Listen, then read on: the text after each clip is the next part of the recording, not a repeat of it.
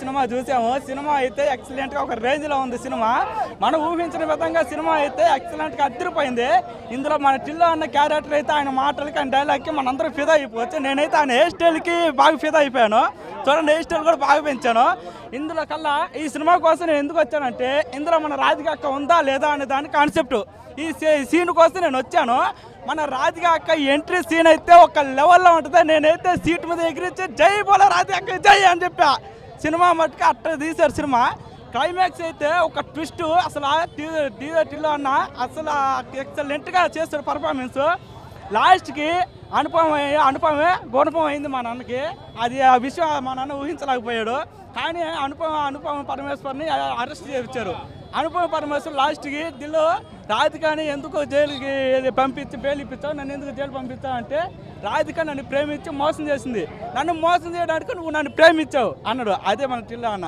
Bro, మా ఇంటి దగ్గర కడుతున్నాం ఇల్లు. Block buster hit DJ Tillu. నిజంగా చెప్తున్నాను బ్రో. పాన్ అంటారు కిల్లి. ఈ సినిమాలో హీరోయిన్ పేరు లిల్లీ. నిజంగా లిల్లీ అయితే సూపర్ ఉంది. రాధిక కూడా ఉంది. ఇద్దరిని చూడడానికి 2 కళ్ళు అయితే సరిపోలేవు. నీకు లిల్లీ బాగుందా రాధిక బాగుందా? జై బోల రాధిక అక్క కాదు, లిల్లీ బ్రో. లిల్లీయే బాగుంది. నిజంగా చెప్తున్నా, మూవీ అయితే నెక్స్ట్ అంటే ఎవరికి రాదు. లిల్లీ బాగుందా రాధిక బాగుందా? లేదు, నా లిల్లీ బాగుంది. నా లిల్లీ బాగుంది.